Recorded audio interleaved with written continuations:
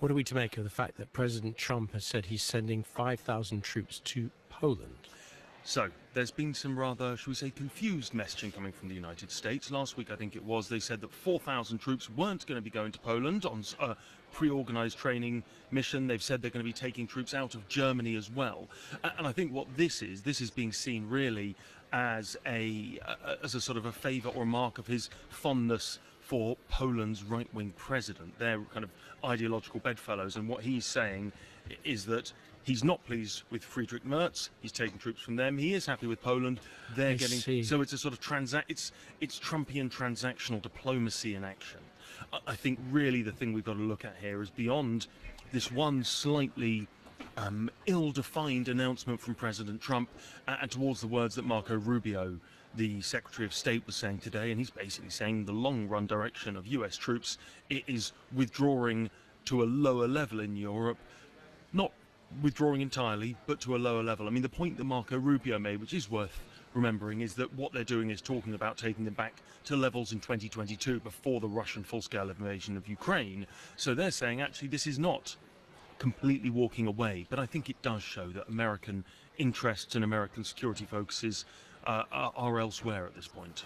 Europe's talked a lot in the last year or two about being able to defend itself without needing to rely on America. At what point would it be ready to do so? That's, I mean, it very much depends on how quickly they get around to spending money. I mean, there are some countries, I think the Germans have really ramped up their spending quickly. The Poles have put a huge amount of money in. They are creating more and more capable militaries, whereas other countries, for example, the United Kingdom has put some in, but there's a question of how quickly that money is actually turns from promises of money into capabilities on the front line. I think there would be grave concern at this point about Europe's capability to defend itself against a concerted Russian attack. How quickly they get round to it, well, as I say, that depends on how quickly they can get this investment into the front lines. Joe Inwood, our World Affairs correspondent, thank you so much for stopping by. We'll continue to bring you all of the news updates right here from our position in the heart of the BBC's newsroom. This is Outside Source. Please do stay with us. This is the BBC World Service, exploring the rise and fall of a former president. Secret meetings, disappearing witnesses, and allegations of suitcases full of cash. You might know that Nicolas Sarkozy, former French president, went to jail. But you might not know the full drama. Ce qui est secret, c'est que pendant cette visite, what is secret is that during this visit, there is a dinner, and no one knows about it. This is the story of Sarkozy's rise and demise, and how he went from the Élysée Palace to the notorious La Santé prison, and his quest for redemption and one final comeback. Il n'y a pas un document, pas une photo, pas un compte, pas une... There are no documents, no photos, no accounts, no proof. The Sarkozy Affair, Saturday at 11 GMT.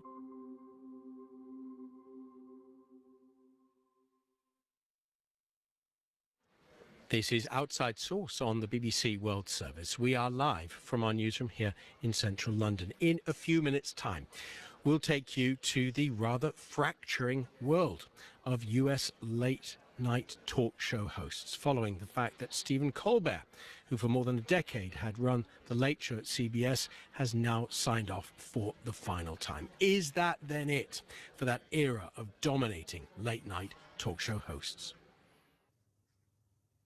BBC News with Eileen McHugh. The World Health Organization has upgraded its risk for Ebola in the Democratic Republic of the Congo to very high. It thinks the current outbreak has caused 177 deaths and almost 750 cases. The US Secretary of State, Marco Rubio, has said America, like other countries, is constantly reassessing its relationship with the NATO military alliance. Speaking at the end of a meeting of foreign ministers in Sweden, Mr. Rubio said there had to be further conversations about commitments to defence spending made by individual countries. The Indian government has urged people to limit their use of electricity as an intense heat wave grips northern, central and eastern parts of the country. A high demand for electricity has caused power cuts. Temperatures of up to 47 Celsius have been recorded. President Putin has condemned what he said was a Ukrainian attack on a student dormitory in a Russian-occupied part of eastern Ukraine. In televised remarks, he said 6 people had been killed and another 39 wounded. The Russian account has not been independently verified. Ukraine has not commented. The Prime Minister of Senegal has accused Western countries of trying to impose homosexuality on the rest of the world. Ousmane Sonko was speaking in Parliament where he was defending a new law that toughens jail terms for same-sex relations. The centrist French politician Gabriel Attal has officially declared his candidacy for France's 2027 presidential election. And the head of the global bank Standard Chartered has apologised for remarks he made about artificial intelligence replacing lower-value human capital. Bill Winters made the comments as the bank announced it was cutting nearly 8,000 jobs. He said his remarks had been taken out of context. BBC News. You're listening to Outside Source on the BBC World Service, live from our newsroom here in central London. We are here in the UK, a daytime programme, but for years, of course, in the United States, the power has been with late night, the TV talk shows, which have had a special place in US culture. Now, more than 30 years of CBS's Late Show came to an end last night in the US when the most recent host, Stephen Colbert, signed off for the final time. This was part of his final opening monologue. Tonight is our final broadcast from the Ed Sullivan Theater, where... No, we were lucky enough to be here for the last 11 years. Yes. All right? That was... Can't take this for granted. Colbert took over from David Letterman in 2015, but last year CBS said that it was cancelling the show. President Trump took a particular disliking to the longtime host. Thank goodness he's finally gone, the president posted on Truth Social. How big, then, is this moment? For decades, late-night hosts were considered gods. Does Colbert leaving mean that they are now mere mortals like the rest of us?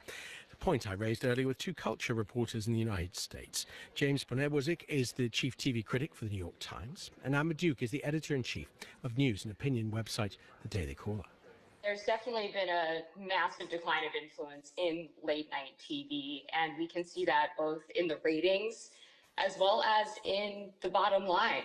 One of the reasons why CBS claims that it is pulling Colbert off the air is because the show loses tens of millions of dollars every year.